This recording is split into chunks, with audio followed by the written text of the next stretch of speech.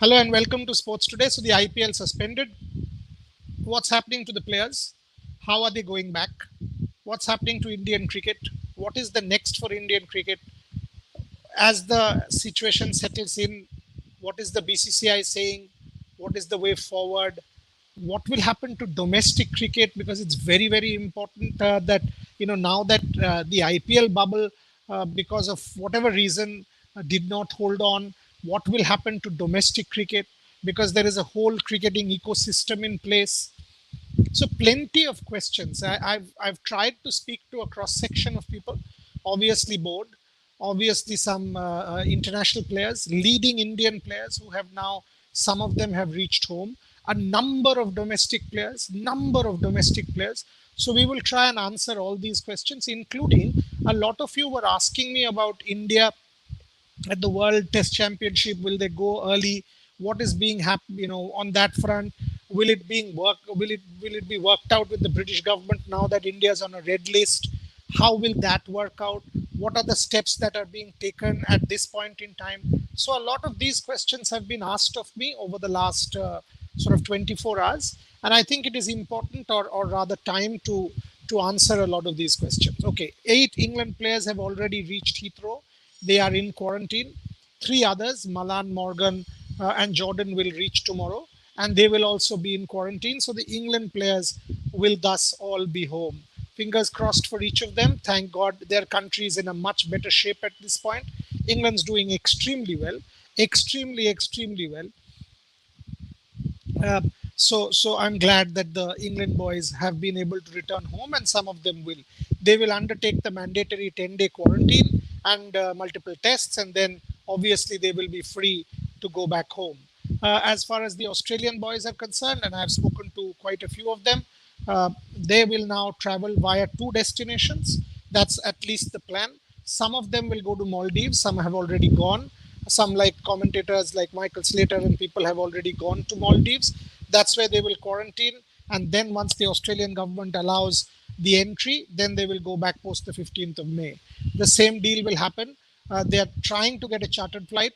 That's a chartered flight which will take them to either Sri Lanka. So another gang, Mutaya Muralidharan, I'm told, is organizing that for Tom Moody, maybe David Warner and company will go there.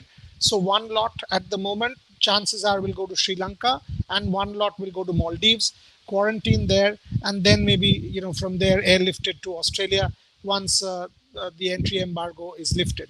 So that's how South Africa is already in touch with their players, and South Africa will be able to go home. So that's how the situation is looking as far as the international players are concerned. Coming to the Indian boys, had a long conversation with VVS Lakshman this morning. They have all undergone one more, because of Riddhiman. They have all undergone one more round of RT-PCR. The details on Riddhiman. Riddhiman was isolating for the last 4 or 5 days, is what I've been told. So clearly, the rest of the boys were not in touch with Riddhiman Saha as far as the Hyderabad Sunrisers team is concerned. So keeping that in mind, even after that, all the players were in isolation. Another round, yesterday, a round of testing was done. Another round of RT-PCR tests will be done. And once people are in the clear, then they will be allowed to go home. And once in their respective houses, they will probably quarantine, or not probably, they will quarantine for a week because obviously you have family. So that's as far as the Indian players. Some like Virat Kohli have already reached home. VVS and company will leave tomorrow, provided the RT-PCR tests turn out to be negative. Michael Hussey, was diagnosed positive. Obviously, is being looked after at this point in time. Will have to serve the period of quarantine, expecting that it's a mild infection. From what I know at this point in time, it is a mild infection. So Michael Hussey is being monitored, and once the infection eases out, things will work out, and then one of these two routes that I said, depending on how and when, after the 10 to 14-day period, that is what will be done. For the rest of the boys, whether it's a Mishi, whether it's Riddhiman, whether it's Bala, whether it's anybody else who has been infected, we've all put out the name Sandeep Warrior, Varun Chakravarti. They're all Indians. They are being closely monitored by their respective franchises, be it Sunrisers, be it Kolkata, be it Delhi, be it Chennai, and each of them will be being looked after. And then obviously after the period of infection, once things improve and each of them get a negative test, or rather the 10-day period like the health ministry protocols suggest at this point in time, and things get better, 3 days without fever and all of that, then they will step out and will be on their way home. Coming to the Indian team, talks are that the Indian boys might leave early, might leave by the end of the month. ICC is working out some kind of an arrangement with the British government, because India is on the red list. International visitors from India not allowed into Britain at this point in time. The BCCI, probably from what I've been told, will be asked to submit a list of that entourage, which will include the team, maybe a couple of officials, because it's the World Test Championship final. Based on that, they will have to get a government clearance. Based on that, they will have to get a government clearance, and once that happens, they will be allowed to travel. And then the mandatory 14-day quarantine. They will probably have to be multiple times tested, which is obviously going to be the case. Question is, will they be able to train during quarantine as was done with the West Indies team last year? That's something that will be worked out between the International Cricket Council, the ECB, the England government, and obviously the Indian Cricket Board. But efforts are already on to try and ensure that the Indian boys, maybe they will travel a little early. They will travel not sort of originally it was after 30th of May. That's not going to happen. Maybe even a week earlier, so that they can finish their mandatory period of 14-day quarantine, get to practice for at least a week, 10 days in Southampton, and then play the World Test Championship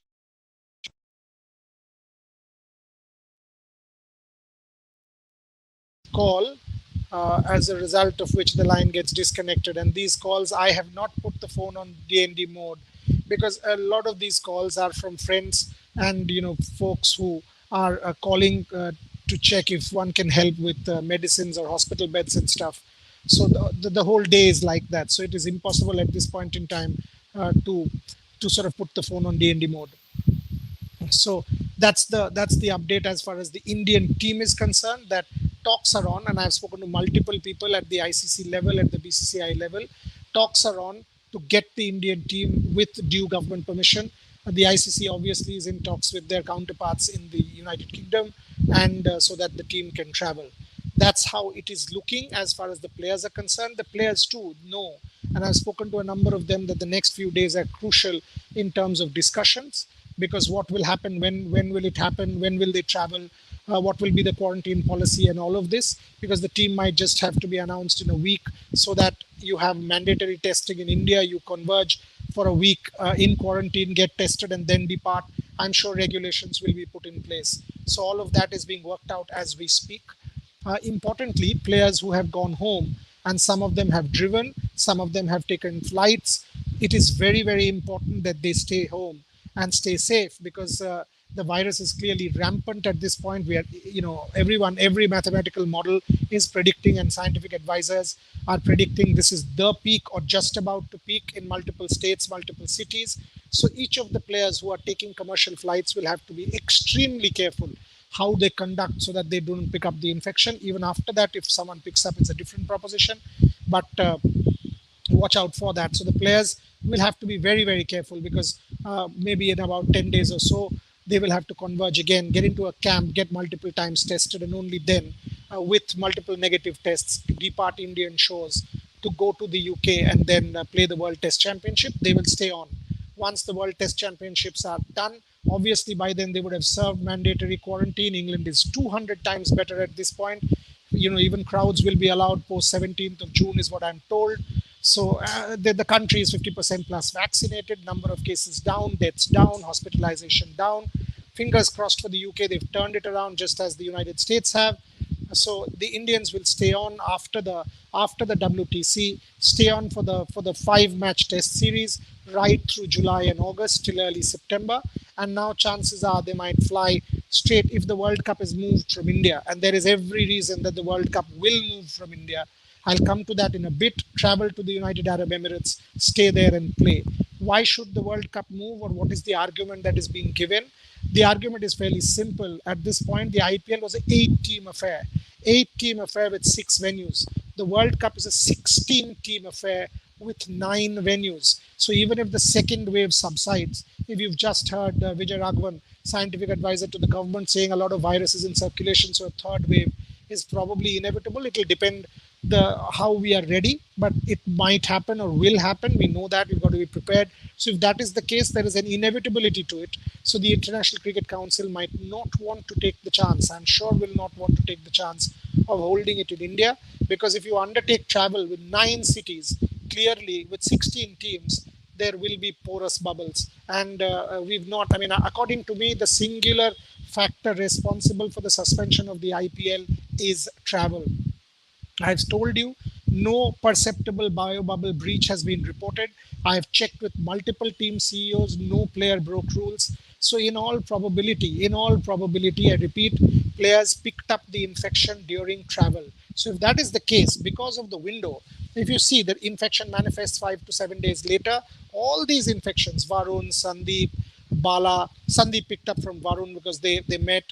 Bala, whether it's Riddhi, whether it's Amit, all of them, it's basically that window of 7, 8 days after travel is when the infection is manifesting. So that penetrated the bio bubble and made it porous. So during the World T20, I don't think teams will want to take a chance. Teams like Australia, New Zealand, England will want to take a chance. They will prefer the United Arab Emirates. The country is vaccinated. You can travel. Facilities, medical facilities are fantastic. We've seen how the BCCI organized the IPL in 2020 without any hitch. They will have to do a tie-up with the United Arab Emirates Cricket Board. India will still be the host board, but it will be leased to the UAE board to be able to conduct the tournament. And in every, if you think practically, there is every reason for the World Cup to go there. This puts a spanner on Indian domestic cricket also. The interesting thing is during domestic cricket, whether it's Bengal, the Cricket Association of Bengal, other Mustaq Ali, Vijay Hazare, there were no sort of perceptible cases of bio bubble breach. But at that point in time, the second wave was not there. I mean, obviously, the monstrosity of the second wave was not there. So teams were able to sort of play, and the state associations were able to get through their domestic itineraries. Question is, can they do it again? They want to resume. They want to resume domestic cricket in September. Chances are, obviously, there will be a flattening of the curve. Every mathematical model predicts by June it will be relatively better. Might be a slow decline compared to the steep rise, but it will decline. So yesterday, a lot of the scientists and experts were saying that in a month's time it will be down to about 1 lakh cases from four lakhs at this point in time. So it's a significant decline, and thereafter it will be an easing out of the second wave curve. So if that happens, while we prepare with the ramped up vaccination and stuff, it will be very important for state cricket associations to vaccinate all employees, vaccinate every possible employee, create bio bubbles so that you can have domestic cricket. Vaccinate your own players, vaccinate women and men cricketers, vaccinate staff. So you've got to do these things to be able to do conduct domestic cricket in a rally, because all of them are over 18, or most of them. Yes, the underage, the 13 and 16 cricketers, it's difficult at this point in time, but under 19s, the 18, 19, under 23, and obviously the senior team, you can vaccinate everybody to go ahead and play. So you will have to utilize this time. You have to be prepared. Unlike what this country was, the country wasn't prepared for the second wave. You've got to, if you want to follow sport, you've got to be prepared for this third wave. Get your people vaccinated, and that's the way forward for Indian cricket. That now, with the lesson of the IPL, each state cricket association will have to get into action, get their people, players, staff, groundsmen, technical people, everyone vaccinated, and then hopefully the second wave will subside and we should be able to resume our domestic cricket come September. That's what I wanted to bring to you. I hope I've answered more or less all questions. Let me take some. Uh, there are a huge number of questions. What about Rohit Sharma? Rohit Sharma, what? I mean, what is the question, Nishan? Uh, Playing 11 for the WTC final too early? Too early. Will there be a mega auction next year, Vignesh? Yes, at this point in time, that's the expectation. Under 23 Indian players allowed to play in the 100. Women, you have seen the four. Men, no, at this point in time, nothing detailed out. Playing 11 for the WTC too early. Once we have the team, we will be able to do. When will Indian team be announced? Pretty soon, because you've got to get them into a bubble, quarantine, test, and then leave, provided ICC sort of is able to do a deal with the British government. Should 22 IPL be 10 team divided into two groups? Why? I mean, Ruban Loganathan, one expects that by obviously early next year, things will be 200 times better. I mean, COVID will not be COVID, 1 year from now. No pandemic. If you even see the experience of the Spanish flu, it's more or less a 2 year cycle. So your second wave and the third wave, hopefully with vaccination and everything else, will be a bump, not a wave. You should be able to have teams under control. So I don't see that. Why does always CSK get positive? Wrong question, Euler. It's not CSK every team. CSK has done nothing wrong. Hyderabad Sunrisers, Delhi Capitals, CSK, Kolkata. Kolkata did everything correctly as per protocol, as you've heard. Prathamesh, Boria, sir, can you do show with Norman Kochanek? Norman's a very dear friend for sure, any day. When will Indian team be announced? I've answered that. Austin, Prathamesh, I've answered that. Apna mahi aega. What about bookies? Yeah, Kushan did the story. Bookies were in touch with the groundsman and people in Delhi. Kushan Sarkar, my friend from PTI, has broken the story today. Read his story. It's a good story. Aditya Thapa, how there is every reason that World T20 will happen. No, World T20 will 200% happen, but not in India. There is no guarantee that it will happen in India. UAE has already been chosen as the venue of choice after India, as the backup venue. So there is every reason to believe if the ICC is not happy with India, they'll take it away. And at this point, if you ask me, the level of confidence with 16 teams and 9 venues and travel is pretty much less. So that's something that one has to keep in mind. Pratyush, hotel staff quarantined, can this be the reason? You know what, there are a lot of these reasons flying around. Somebody is saying food, etc. No, I mean, no, at least in some places, take the Rajasthan Royals, take the Kolkata Knight Riders. In these places, I mean, these teams opted for hotels. Hotel staff was quarantined, and I've spoken to team CEOs. So no, I mean, okay, explain to me, why did it not happen in the first 14 days? Why did it not happen? Mumbai was at its peak, right? Mumbai infection rate, yesterday you had 2,500 cases in Mumbai, Pratyush. It was way more, right? It was 10, 11, 12,000 when the IPL was actually being played in Mumbai. So clearly the cases were at its peak, right? So, uh, uh, you know, so you clearly know that the cases were at its peak in Mumbai when the IPL was there. When did it? Why did it not happen then? Why was the bubble pretty much intact? It is not about hotel staff being quarantined. Initially, when you get into a quarantine situation, everything worked. But the moment you started traveling, the bubble became porous. Because with travel, you did not know who picked it up. You weren't able to quarantine. You went to a different hotel. Now, all of the things, if it was Mumbai or one base or UAE or one base, I can still say that the IPL would have gone unscathed because that's how it happened last year. And if you think about it, Mumbai, Chennai, did you find any case the first 14 days of the IPL? No, there were no cases. Why? Because the quarantine had set in, the bubbles were in place, players had settled down into their bubbles. The moment you ruptured the bubbles, you moved to Ahmedabad, Delhi, and to other places, you lost control. And that, in hindsight, is definitely a problem. Green Room, Boria, I'm in love with you. So am I, my dear. Thank you very much. Austin, I've answered that. Uh, Sarvesh, will Saurav Ganguly resign for what? Give me one reason why he should resign. I mean, this is the most ridiculously stupid question to ask. Why should anyone resign? Because there have been 4 cases, 5, 6 cases during the IPL, so one should resign. You have control of the. So will you tell me that everybody should now resign because the virus is rampant in India? Come on, yeah. I mean, every organization, the Indian Olympic Association, the boxers had virus the other day. Hockey players have had virus the other day. Wrestlers have caught virus the other day. So everybody, a sports minister, boxing association, wrestling association, hockey association, everybody should now resign because the players have been impacted by the virus. Talk sense, man. So, Harsh Chaudhary, did you see the TI report? Of course I have. And Srinivas is a very good reporter. Of course I have. I mean, all of us are on it. I mean, I have every reason. Oroni has done a good story. Srinivas has done a good story. Of course, I have read every possible report that there is to read. I've given you the details. I mean, I can tell you from my standpoint, I've spoken to every possible stakeholder, and I've given you the details as much as I possibly can. What about New Zealand players? Yes, again, I mean, New Zealand players, some like Williamson, they'll probably go to England. Things are being, because they will have to play the series first. So that's definitely on the cards. So gradually, everybody and the BCCI is and will organize charter flights so that all of them can go.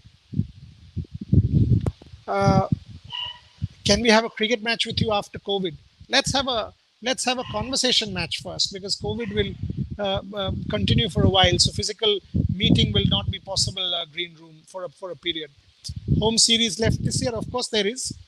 Towards the latter part of the year, there's no reason to believe that a bilateral series can't happen. Obviously, COVID will be under control. Every country will have COVID under control. So will India, and we've seen a bilateral series happen with England. There's no reason to believe why bilateral cricket will not happen. Bilateral cricket is easier. Bilateral cricket is way more easier because it might be one city, one venue, and you can easily conduct without travel. So I think I've taken, there's plenty more questions. I'm sorry, I've taken a lot. Again, it's been a pretty longish show. We will keep bringing you all the updates on Sports Today, break every possible development on Sports Today, speak to players as well. Now that the players will settle down, we'll speak to them about their experiences, we'll bring them for you so that you can hear from them. We'll definitely do exclusive interviews so that you can understand what they went through, what the preparations are for the WTC, and move focus gradually. But we will also do equal amount of Olympic sport starting now. And Pronati Nayak, I will finish the show with Pronati Nayak. She's the only Indian gymnast to have qualified for Tokyo 2020 ALA 21. My congratulations to Pronati Nayak. We've seen what Deepa did at Rio 2016. Pronati, wish you all the very best. All strength, all power to you. Hopefully, Pronati Nayak will make us all proud in Tokyo 2020. I will do my multi-sporting shows from tomorrow, where we will have IPL, we will have the aftermath, we will have cricket, we will have the WTC, we will also have Olympic sport. So Sports Today will go back to its decision, and it's always the mission that we will do every sport with equal seriousness on this particular platform. That's all from me now for the moment. Thank you very much for watching. Thanks, and keep following Sports Today. Subscribe to the platform and back us. Thanks for watching.